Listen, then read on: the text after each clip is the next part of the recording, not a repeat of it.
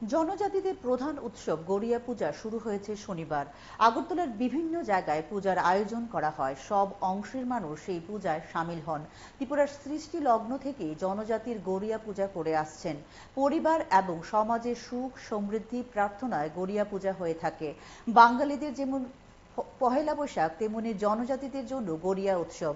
এদিন ধনী গরিব সবাই একসাথে গড়িয়া বাবার আরাধনায় ব্রতী হন। গড়িয়া পূজা হচ্ছে আমাদের বিশেষ করে একদম ত্রিপুরার সেই জন্ম একদম সৃষ্টির থেকেই আমাদের গ্রামেগঞ্জে উপজাতি অংশের মানুষের বাৎসরিক প্রথম পূজা। এটাকে আমরা গড়িয়া পূজা হিসেবে আমরা পালন করি।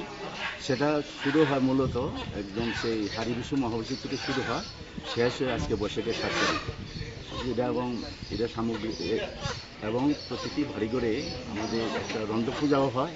হ্যাঁ, এবং এই ঠাকুরকে স্মরণ করিয়া পরিবারের সমস্ত জাতিগোষ্ঠী, দেশের এবং সমাজের সবাই যাতে উন্নতি সাধন হয় সেটাকে প্রার্থনা করা হয়। মূলত এটাই বছরের প্রথম এটাই পূজা আমাদের উপজাতি অংশের মধ্যে, এবং এটাকে আমরা গড়িয়া বাবা হিসাবেই পালন করে আসি আর কি।